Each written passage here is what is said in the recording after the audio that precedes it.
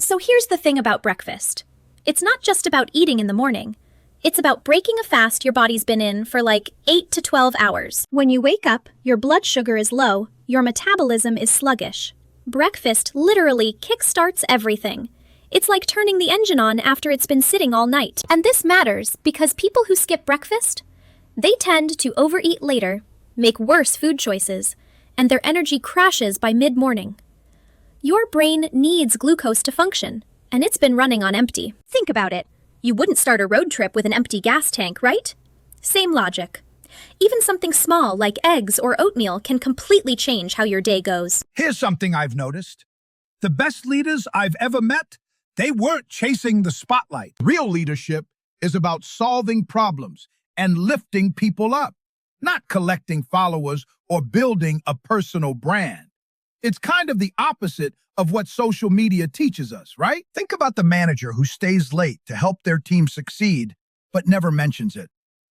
Or the community organizer who just gets things done without posting about it every 5 minutes. So next time you're looking for someone to follow or learn from, don't just look at who's loudest. Look at who's actually making a difference when nobody's watching. Here's something wild about how your brain actually works. It needs two completely opposite modes to function properly. Imagination is like your brain's exploration mode. It's divergent, messy, makes random connections. That's where new ideas come from, right? But if you stay there too long, nothing actually gets done. That's where conclusive analysis comes in. It's convergent, takes all those wild ideas and actually evaluates them, picks the best one, executes. But if you only analyze, you're just optimizing the same old solutions forever. Think about building a business. You need imagination to see what could exist, but you need analysis to figure out if it'll actually work and how to make it happen. Most people get stuck favoring one mode and wonder why they're either full of ideas that go nowhere or grinding on stuff that never innovates. Here's the thing about introverts and extroverts. We've been told they're total opposites, but that's not really the full story. Both types recharge differently, sure. Extroverts get energy from being around people. Introverts need alone time to refuel. But here's what's wild. Both actually need social connection to thrive. Like, even the most introverted person still craves meaningful relationships.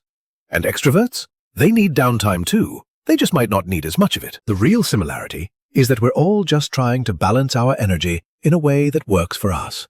It's not about being one or the other. It's about knowing what you need and, honoring that. Here's the thing about patience that nobody wants to admit. It's actually a competitive advantage. Like, everyone's sprinting toward whatever sounds good in the moment, but most of those ideas, they're terrible. Think about it. When you're the only person who takes a breath before jumping, you're the one who spots the red flags everyone else missed. You're not slower, you're just not rushing into something stupid. We live in this culture where speed equals success, right?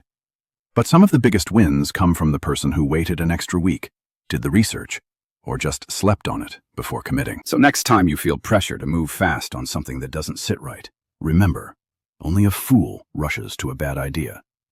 Your patience isn't weakness, it's wisdom. There's a huge difference between a planned nap and just crashing on your couch at 3 p.m. And honestly, most people don't realize why one leaves you refreshed and the other makes you feel like garbage. A scheduled nap, like 20 minutes after lunch, works with your circadian rhythm. Your body expects it. You set a timer, you wake up before deep sleep kicks in.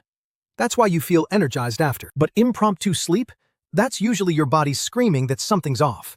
You're sleep deprived, you crashed from caffeine, or you're just bored.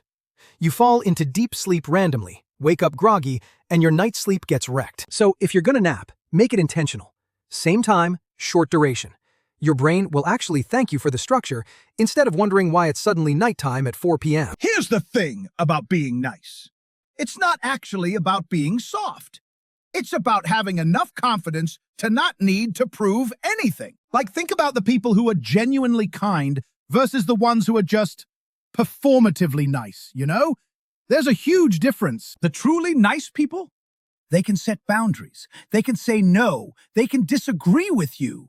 But they do it without making you feel small. Because real niceness isn't about being a doormat. It's about treating people with respect while still respecting yourself. That's the balance most people miss. Here's the thing about fiber that nobody tells you. It's not just for old people. Your gut literally needs it to function. Like, fiber is what feeds the good bacteria in your digestive system. Without it, you're basically starving the tiny workers that keep everything running smoothly. And here's where it gets interesting. Most people get like 15 grams a day when they actually need closer to 30. That's why you feel bloated or sluggish all the time. So yeah, beans, whole grains, vegetables, they're not exciting, but they're doing way more work than you think. Your future self will thank you for eating that bean dip. So the one-chip challenge? Yeah, that's not just spicy, it's actually dangerous. Like, we're talking about capsaicin levels so high they can trigger real medical emergencies. Here's what happens. Your body goes into panic mode. Heart rate spikes, blood pressure shoots up, and some people have literally ended up in the ER with chest pain and breathing problems. There was this case where a teen actually died after doing the challenge.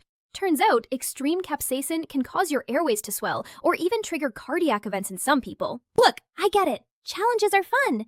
But this one's designed with concentrated pepper extract that's way beyond what our bodies are meant to handle. Just not worth it. Here's what happens when you don't file your taxes.